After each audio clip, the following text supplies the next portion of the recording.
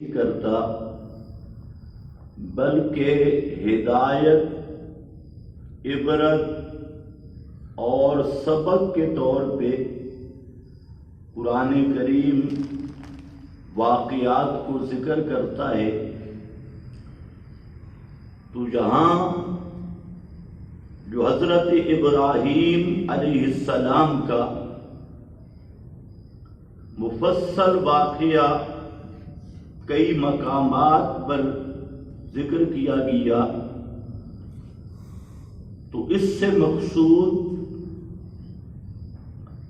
میرے اور آپ کے ایمان اور عمل کی تصحیح ہے، اور ایمان و عمل کے لیے عبرت اور سبق ہے۔ حضرت ابراہیم علیہ السلام پر کئی امتحانات آئے۔ خود اللہ رب العزت نے ذکر کیا وَإِذِ ابْتَلَىٰ إِبْرَاهِيمَ رَبُّهُ، کئی امتحان آئے،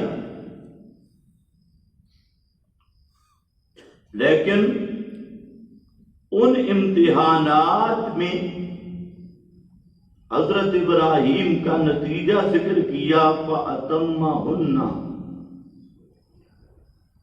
کہ سب امتحانات میں کامیاب ہوئے۔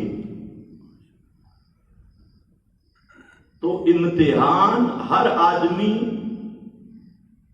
کے ظرف اور صلاحیت کے مطابق ہوتا ہے، لیاقت کے مطابق ہوتا ہے۔ تو انبیاء کے بھی امتحان ہوئے۔ حضرت ایوب پر امتحان آیا، حضرت یعقوب پر امتحان آیا، حضرت داؤد پر امتحان آئے، حضرت یوسف پر امتحان آئے، اسی طرح حضرت سلیمان پر جو بادشاہ بھی اور پیغمبر بھی، ان پہ بھی امتحان آئے۔ تو انبیاء کرام پر امتحانات کا ایک مقصد اور حکمت یہ ہوتی ہے کہ کوئی حضرات انبیاء کرام کی عظمت اور شان کو دیکھ کر انہیں مشکل کشا نہ مان لے، حاجت روا نہ مان لے، اور الوہیت کی صفات کا حامل نہ مان لے۔ تو اس لیے اللہ نے انبیاء پر امتحان رکھے۔ اور دوسرا کہ انبیاء کرام انسانیت کے لیے نمونہ بنے، اور تیسرا کہ ان کے درجات کو بلند کیا جائے، مقامات کو بلند کیا جائے۔ اور بھی بڑی حکمتیں ہیں۔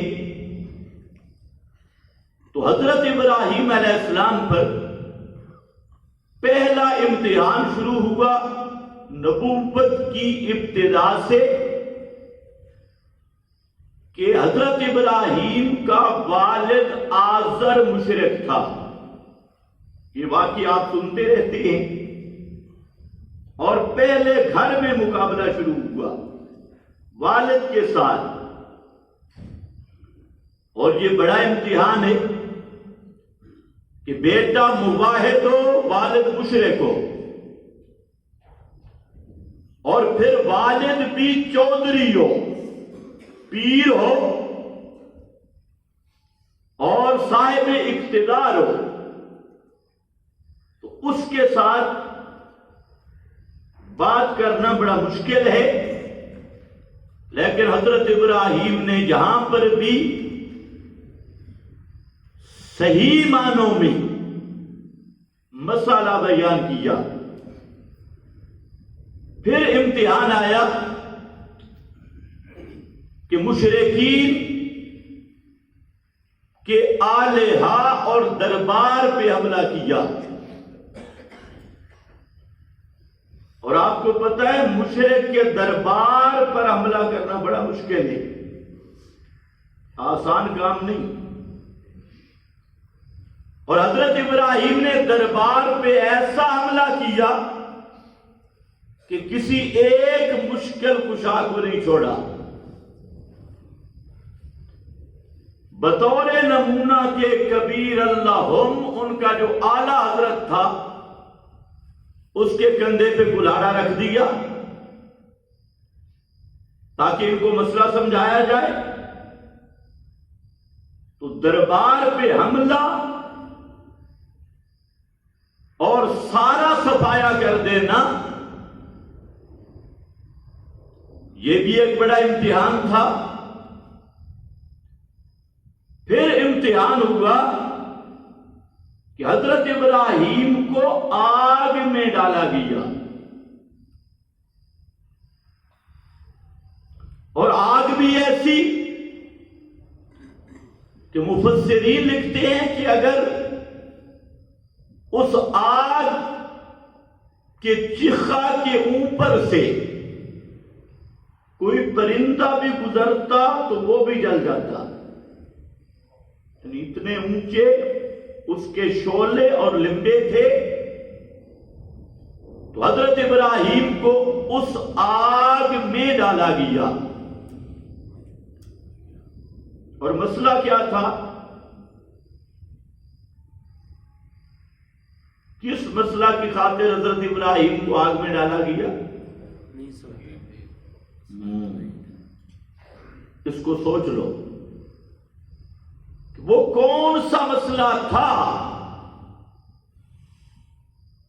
وہ مسئلہ توحید کا وہ معیار کے مشرک کے اڈوں کو ختم کیا جائے، اور دربار پر حملہ کی سزا ملی، ان کے آلے اور مشکل کشاؤں کو رگڑا دینے کی سزا ملی۔ تو آگ میں ڈالے گئے، یہ الگ بات ہے کہ جس کے مسئلے کی خاطر آگ میں گئے اس نے خود آگ کو ٹھنڈا کر دیا، لیکن امتحان بڑا تھا۔ قُلْنَا يَا نَارُ كُونِي بَرْدًا وَسَلَامًا، ہم نے کہا یا نار، اے آگ، کونی بردا، ٹھنڈی ہو جا، لیکن زیادہ ٹھنڈی نہ ہونا، سلاما، سلامتی بن جا۔ کونی بردا و سلاما، معلوم ہوتا ہے کہ توحید پر امتحان آتی، دشمنوں کی طرف سے بھی، مشرکین کی طرف سے بھی بڑے امتحان، لیکن اللہ نے بتایا کہ جو میری توحید کی خاطر آگ میں بھی چلا جائے تو میں آگ سے بھی بچا لیتا ہوں۔ کونی بردم و سلاما، بچا لیا۔ پھر بڑا امتحان، بادشاہ سے مناظرہ، دربار میں جا کر اور بادشاہ کی آنکھوں میں آنکھیں ڈال کر حضرت ابراہیم کا مناظرہ، حکومت کے ساتھ ٹکر، یہ بھی بڑا امتحان ہے۔ پھر بابا ناراض ہوا تو بابے نے گھر سے نکال دیا، اب گھر چھوڑ کر ہجرت کی، اور ظاہری اسباب بھی نہیں تھے۔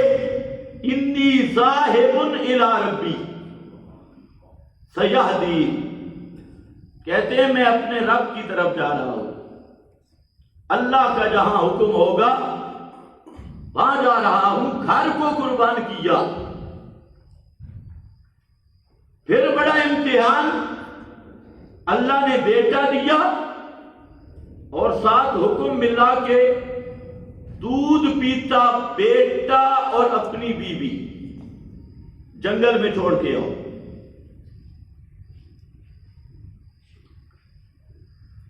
دودھ پینے والا بیٹا، بیوی جنگل بیابان وہاں چھوڑا.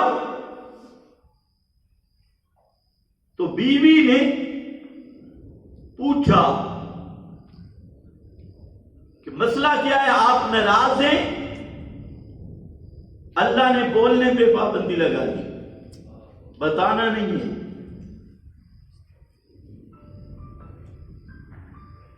بڑا امتحان ہے. بیوی بچہ جنگل بیابان اور بتانے کی بھی اجازت نہیں. جب جھاڑیوں سے نکلے سامنے ایک مقام ہے، اب بھی کعبۃ اللہ کے تھوڑا سا دور وہ جگہ مشہور ہے.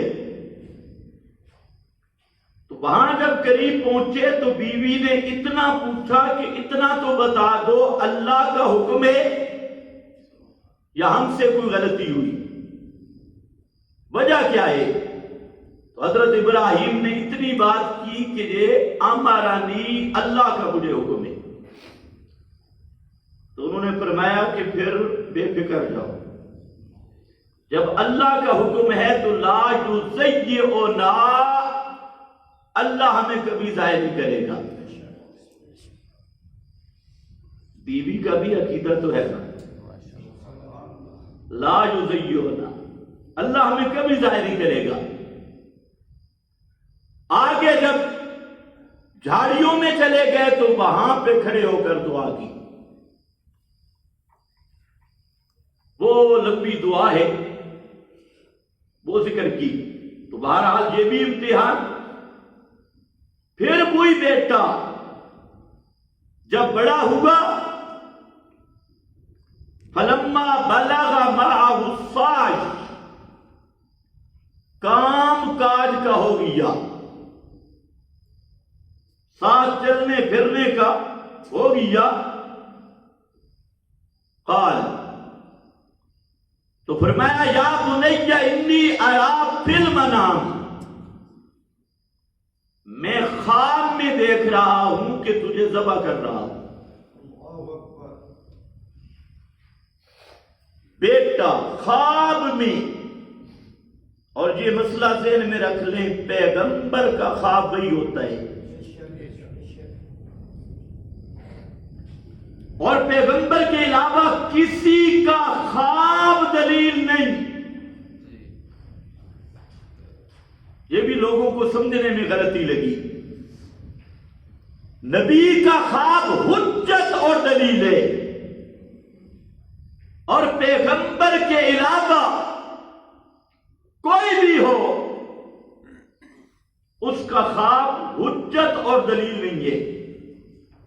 آج کل پوری امت خوابوں پہ کھڑی ہے. ایک ادھر اٹھتا ہے مجھے خواب آئی، کوئی کہتا ہے آواز آئی، کوئی کہتے ہیں بزرگوں سے سنا، کوئی کہتے ہیں کتاب میں آیا. تو یاد رکھو خواب سے عقیدہ نہیں ثابت ہوتا، آوازوں سے عقیدہ ثابت نہیں ہوتا، حکایتوں اور باتوں کی کتابوں سے عقیدہ ثابت نہیں ہوتا. یہ بھی قربانی دینی ہوگی.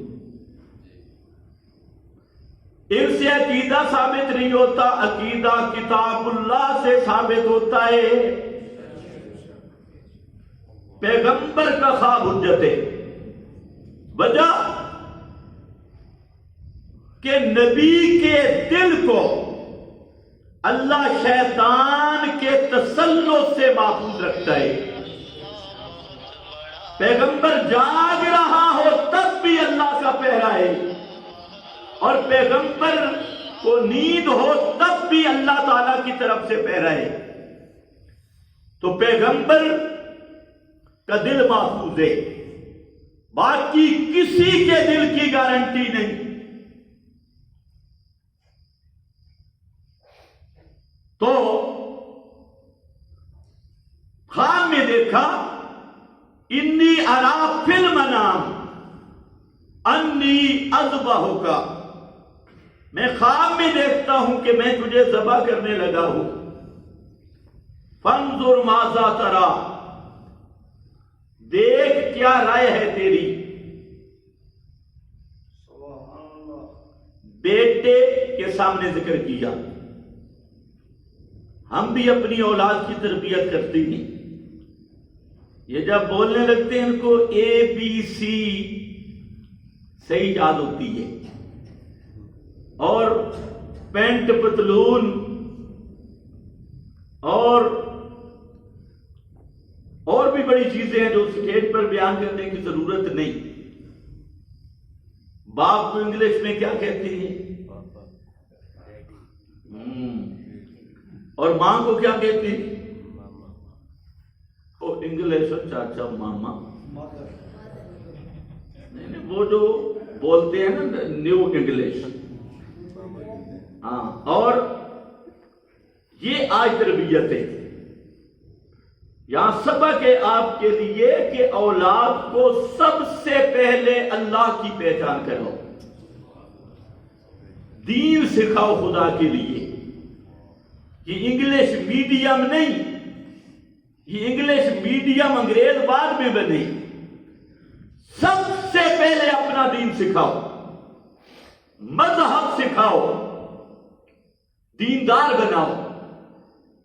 حضرت ابراہیم پیغمبر کی تربیت دیکھیں، بیٹے کے سامنے فرمایا کہ میں تجھے ذبح کر رہا ہوں خواب میں، آگے سے بیٹے نے بھی نہیں کہا، بیوی نے بھی کہ خواب ہو سکتا ہے آپ بھول گئے ہوں، آگے سے بیٹا کہتا ہے ابا جان جو آپ کی رائے ہو، قال یا ابت افعل ما تؤمر، کہنے لگے میرے ابا جان آپ کر گزرے جو آپ کو حکم ہوئے۔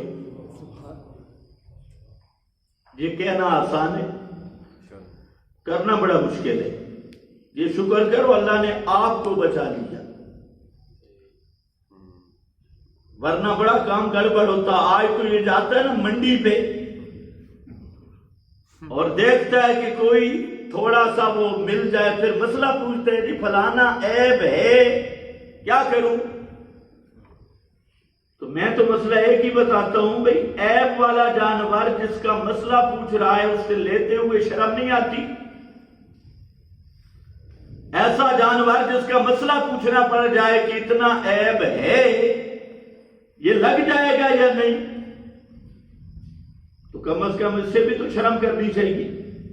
حضرت ابراہیم نے جو قربانی دی تھی اس میں کوئی عیب تھا؟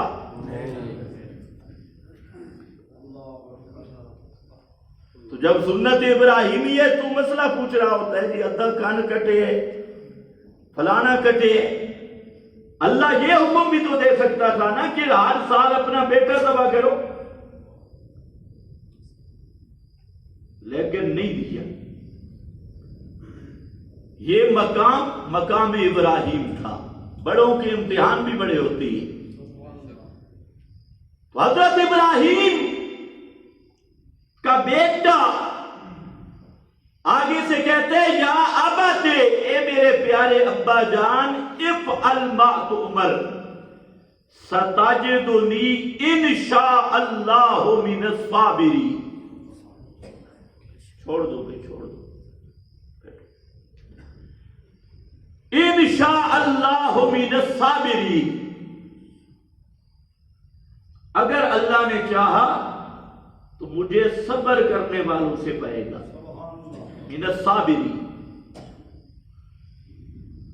بس قرآن مقصد کی بات کرتا ہے، آگے مولویوں نے بہت کچھ بیان کیا، وہ تو خیر آپ سنتے رہتی، میں آپ کو صرف وہ سنا رہا ہوں جو قرآن میں ہے۔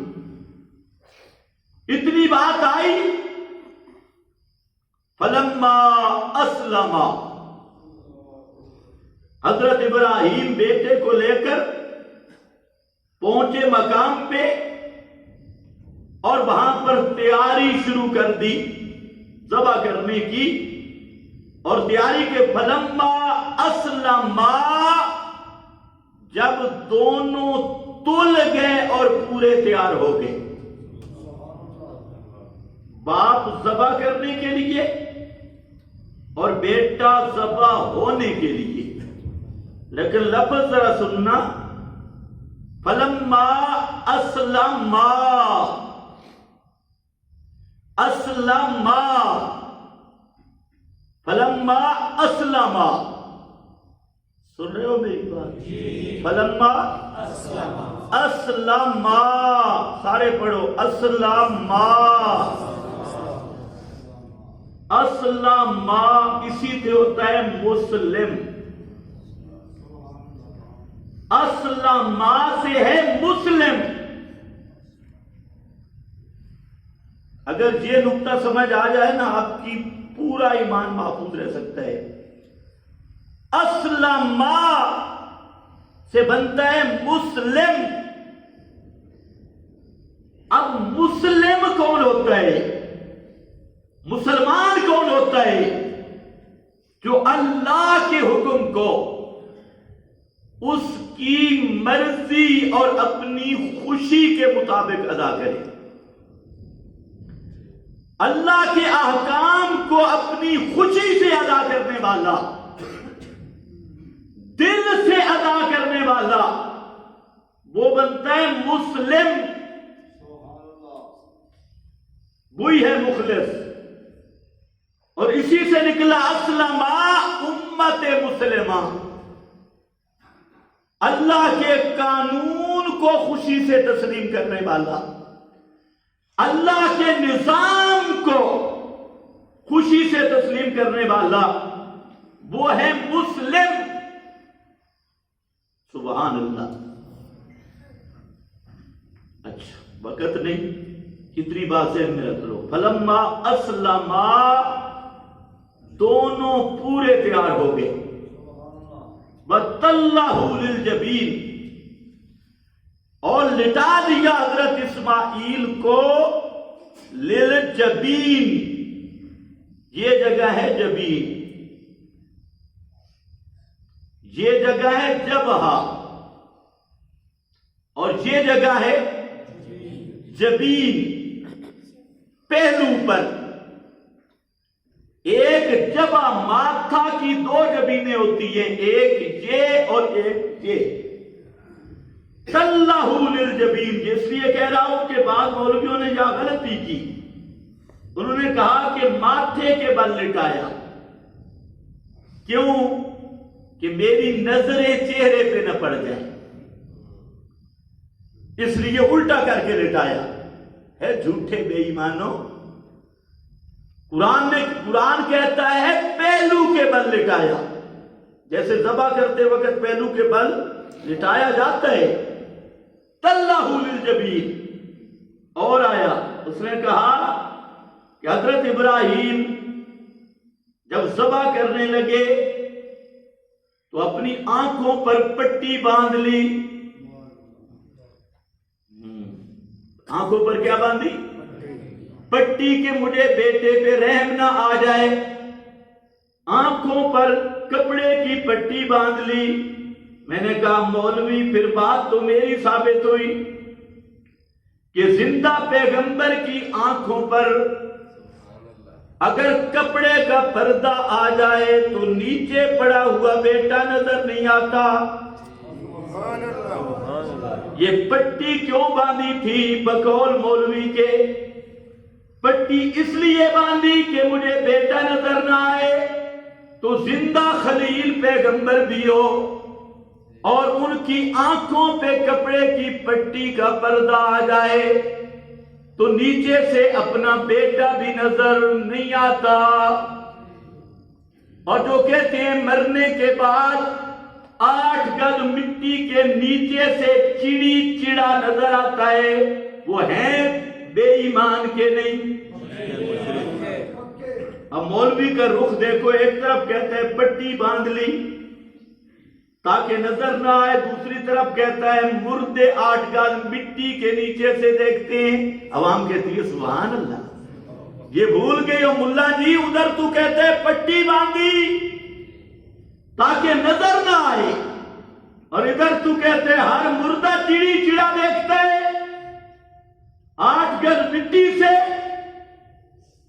لیکن پوچھنا تم نے بھی نہیں مولوی سے کہ کیا کہہ رہا ہے.